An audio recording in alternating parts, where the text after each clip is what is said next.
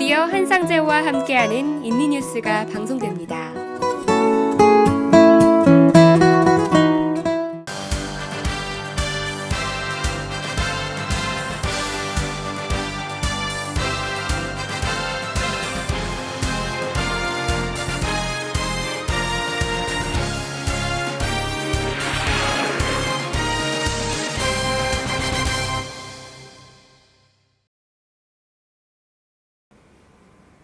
시청자 여러분 안녕하십니까? 한상재입니다.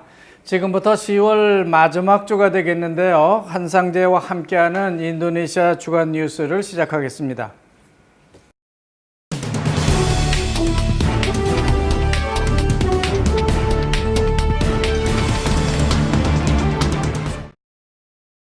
인도네시아는 10월 하순이 되면서부터 아침 5시부터 밝기 시작하고요.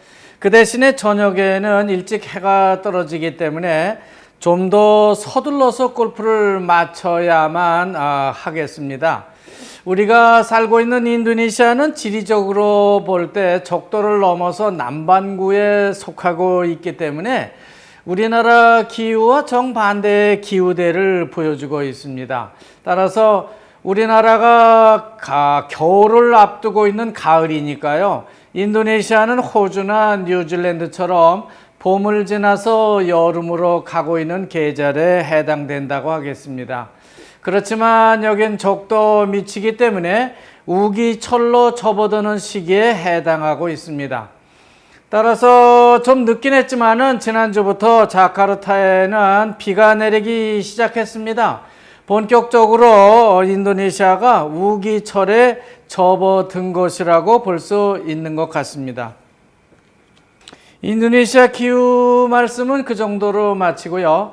브랜드 파이낸스 컨설팅이라고 하는 회사가 세계에서 가장 가치 있는 100개 국가 브랜드에 대한 연례 보고서를 발표했습니다. 근데 인도네시아가 80억 달러의 가치를 인정받아서 세계 16위를 기록함으로써 싱가포르와 그 외 동남아 국가들보다 아주 우위의 브랜드 가치를 갖게 됐다고 자랑을 하고 있습니다. 특히 싱가포르가 세계 28위가 됐는데요. 인도네시아보다 낮다는 점을 크게 부각시키면서 자랑을 하고 있는 겁니다.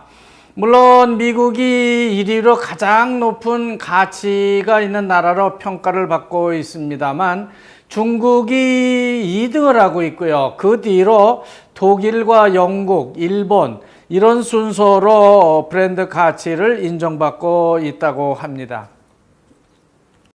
지난 10월 20일이죠. 토요일인데요. 조코위 유스칼라 정부 4년 차를 맞는 날이 그날입니다. 따라서 콤파스 신문은 논설을 통해서 조코위 유스칼라 정부의 정책 성과를 논하고 나왔습니다. 정부 여당은 당연히 고속도로 건설 총 연장 킬로미터를 내세우면서 톨라우 등의 정부 정책에 따른 지방 항구의 재개발 그리고 지방 도시에 있는 공항의 신설 또는 빈곤층 비율 개선 등을 실적으로 내세우고 있습니다. 그러나 야당은 달러 대비 루피아 환율의 폭락 때문에 이 정부가 외채만 폭등을 하고 있다는 부정적 현상 등을 크게 부각시키고 나왔습니다. 또 조코위 정부의 대국민 선거 공약 중에 보면요. 인권 개선이나 과거 인권 침해 사건 해결 등을 하겠다고 했는데 그런 건 아직 손도 못 대고 있다는 지적을 받고 있습니다. 그리고 쌀 수입 문제하고 기름값 인상 문제도 이 정부가 오락가락하고 있다는 것도 큰 문제점으로 지적을 하고 있습니다. 조코위 대통령 정부의 아킬레스건이라고 할 수 있는 식량 자금 문제가 2019년 대선을 앞두고 있는 지금 다시 정치권 도마 위에 오르기 시작했습니다. 여전히 쌀을 수입해다가 먹어야 하는 조코위 대통령으로서는 여간 불편한 이슈가 아닐 수 없습니다.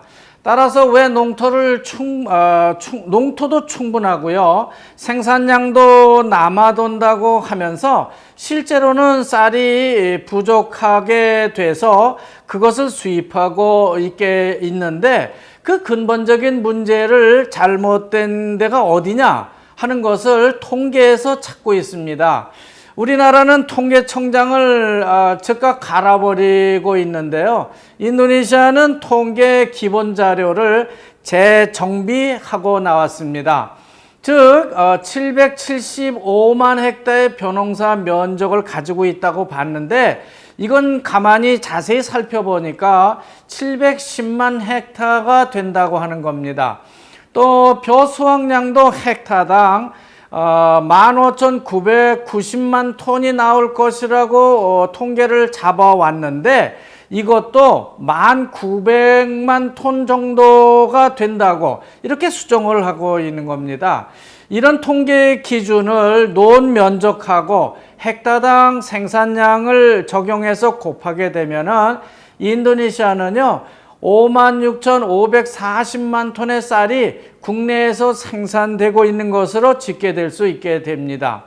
그러나 지금까지는 논 면적과 생산량을 너무 높게 책정한 상태에서 그런 통계를 잡아왔기 때문에 항상 2,649만 톤의 쌀이 더 생산되고 있는 것으로 그렇게 계산돼서 매년 베트남이라든지 태국에서 쌀을 수입해다 먹을 수밖에 없었다고 하는 겁니다.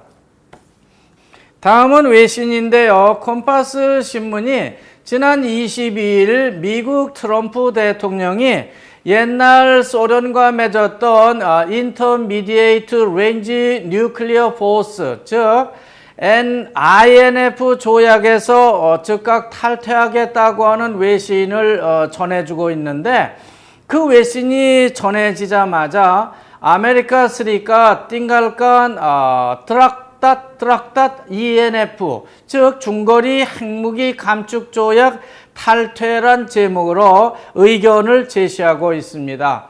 미국의 입장에서 볼 때 중국이 저렇게 자기 마음대로 중거리 핵무기를 생산하고 있고 심지어 지금은 북한까지 거기 끼어들어가고 있으니까 더더욱 INF 조약이라고 하는 것은 그 의미가 퇴조하고 있다고 보는 것 같다는 논평을 하고 있는 것이죠.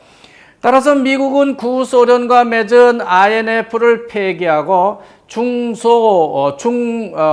미중소 이렇게 세 나라가 새로운 INF 협정을 맺어보자고 하는 의도로 이렇게 보여지고 있는 겁니다. 인도네시아의 주요 수입원이라고 할 수 있는 팜오일 CPO 국제 수요가 급격히 줄어들면서 팜 열매를 생산하는 농장주들이 울상을 하고 있다고 합니다. 인도네시아 정부가 B20이라고 해서 모든 국내 소비 솔라르에 CPO를 20%까지 혼합해서 팔도록 의무화시키긴 했는데 그래도 공급이 더 많기 때문에 팜 열매 가격이 700에서 900루피아까지 떨어지고 있다고 합니다. 앞으로 이게 500루피아까지 더 떨어질 수 있을 것으로 우려를 하고 있기 때문에 농민들이 울상이라고 하는 것이죠. 한때 CPO, 즉 팜농장 개발이 인도네시아의 주요 산업으로 부상한 적이 있었지만은 이제는 그렇지는 못한 것 같습니다. 인도네시아 한국인 상공회의소를 코참이라고 하는데요. 인도네시아 상공회의소는 보통 까딘이라고 말하고 있습니다. 인도네시아 까딘 의장이 지금이야말로 인도네시아가 해외 투자자들을 더 많이 유치할 수 있는 아주 최적의 기회가 아니냐는 말을 던져주고 있습니다. 그렇지만 인도네시아는 생산성이 베트남 등에 비해서 너무 낮고요. 일하는 시간, 그러니까 워킹 타임이 짧기 때문에 그런 절호의 기회를 놓치고 있다는 지적을 하고 있습니다. 물론 최근에 온라인 싱글 서브미션이라 해서 다시 말하면 OSS 시스템이라고 하는 행정제도를 도입해서 이 정보가 간편화하기는 했는데 그래도 그런 것은 좀 미흡하다는 지적을 하고 있는 겁니다. 다음은 아이르-이시 울랑에 관한 내용인데요. 지난 11일 서부자와 대뻑에 있는 한 초등학교 학생 150여 명이 집단 구토와 설사 등의 이상 현상이 발생해서 경찰이 조사에 나섰다고 합니다. 경찰은 학교 안에 설비된 이시울랑 아이르, 즉 물을 정수하는 정수기를 의심하고 있습니다. 이렇게 집단 설사나 구토 증상을 보일 만한 원인으로는 애들이 무슨 음식을 잘못 먹었거나 아니면 그들이 마신 물에 문제가 있을 수밖에 없다고 보고 하여간 경찰은 지하수 정수 물에 더 큰 문제가 있을 것으로 보고 수사를 하고 있다고 합니다. 이시울랑으로 먹는 물은 좀 조심을 해야 될 것 같습니다. 다음은 자카르타시의 고질적인 문제인 쓰레기 처리 문제입니다. 자카르타 쓰레기 대란이 발생했는데요. 버카시와 자카르타 지방정부가 일단 이 문제에 대해서 타협점을 찾기로 합의함에 따라서 어느 정도 해결점은 찾게 됐다는 보도가 나오고 있습니다. 그렇지만 문제는 쓰레기 하치장까지 운반하는 문제를 어떻게 주민들과 조율해 나가느냐 하는 것이 골자가 되겠습니다. 하지만 쓰레기 운반업자들은요, 쓰레기는 운반하지 않고 마치 쓰레기를 운반한 것처럼 서류를 꾸미거나 주민들에게 횡포를 부리고 마구 지나가는 등 아주 고질적인 문제가 그 안에 숨어 있었습니다. 그렇기 때문에 자카르타 쓰레기 처리 문제는 그리 쉽게 해결된 문제는 아니라고 생각됩니다. 앞으로 어떻게 해결해 나갈 것인지 우리가 좀 더 지켜봐야 될 것 같습니다.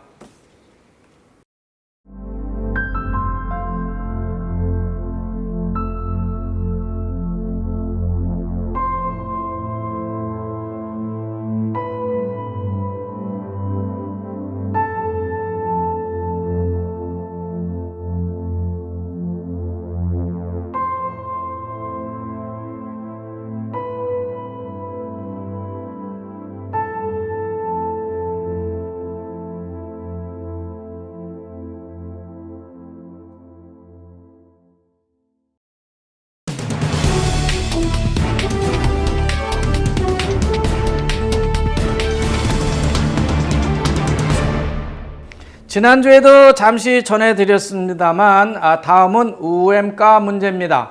인도네시아 노동부가 지난달 내년 최저임금 인상 기준을 내년 인플레이션 예상치 2.88%를 감안하고 또 내년도에 5.1 내지 5.15%의 경제 성장을 할 것으로 내다보면서 내년 최저임금 인상률을 8.03%로 확정 발표했습니다. 인도네시아 내년 임금 인상 기준을 정해서 발표한 것이라고 볼 수 있는 것이죠.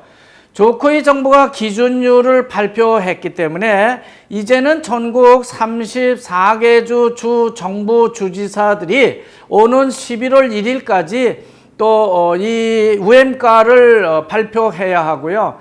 또 그 이어서 시장 군수들은 오는 11월 21일까지 각각 군시 단위 최저임금을 확정해서 발표해야만 합니다. 참고로 자카르타 내년 최저임금을 보면요. 394만 9,972루피아가 됐고요. 서부자와는 166만 8,372루피아, 중부자와는 160만 5,396루피아, 그리고 동부자와는 163만 068루피아로 각각 확정 발표되었습니다. 인도네시아 정부는 수출이 잘 안 되니까 관광 산업을 급격히 이렇게 추천하고 있는 걸 볼 수 있습니다. 그런데 인도네시아 정부가 좀 더 강력하게 추천하고 있는 발리 이외의 관광지, 즉 발리 바루 관광지 중에서도 특별히 코린도 조림지가 있는 중부 칼리만탄의 꽃다와링인 바랏군에 있는 오랑우탄 서식지 국립공원이 소개되고 있습니다. 인도네시아 관광부는 발리에 버금가는 관광지로 아주 손색이 없다는 의미에서 새로운 발리 관광지라는 말을 사용하고 있습니다. 중부 칼리만탄 오랑우탄 서식지 국립공원 외에도요, 북부 수마트라의 다나오 또바 호수죠. 그리고 방카 섬에 있는 단중 클라양, 또 엔테베 주에 있는 만달리카, 동중부 술라웨시에 있는 와카토비, 그리고 북말루크 주의 모로타이 섬과 엔테테 주의 라부안 바조, 그리고 자카르타 북부 해안가에 몰려있는 플로우 스리부, 반텐주의 단중 레승이 있고요. 중부 자와의 보르보드르 사원, 그리고 동부 자와의 브로모 화산 등이 여기에 포함되어 있는 것으로 발표되고 있습니다. 다음은 한국 교민 소식인데요. 한국문인협회 인도네시아 지부 서미숙 회장이 인도네시아 문학 제5집의 제2회 적도문학상 수상 작품들과 문인협회 회원들의 시문학 작품을 한 권에 실어내서 주목을 받고 있습니다. 특히 이 적도문학상 대상을 받은 이영미 작가와 그 외 김준규 시인을 비롯한 회원들은 많은 신작들을 이 한 권의 책을 통해서 발표하고 있는 걸 볼 수 있습니다. 이들은 11월 2일 금요일인데요. 자카르타 한국문화원에서 출판 기념식과 함께 신앙송을 비롯한 창작 소감 발표와 축하 공연 등의 순서를 가질 예정이라고 합니다. 이들의 자축연에 여러분이 많이 참석해 주시기 바랍니다. 또 김준규 시인 시집 보딩 패스 출판 기념회가 오는 11월 5일 스나얀 물리아 호텔에서 있을 예정이라고 합니다. 이날은 특별히 시인이자 문학평론가인 이동순 시인의 초청 강연에도 예정되어 있다고 해서 알찬 문학회가 될 것으로 전망하고 있습니다. 하여간 김준규 시인의 처녀 시집 출판 기념회 초청장을 교민 여러분께 정중히 전해드립니다. 여기까지 시청해 주신 교민 여러분 대단히 감사합니다. 11월 첫 주 인도네시아 주간 뉴스를 여기서 모두 마치겠습니다. 감사합니다. 안녕히 계십시오.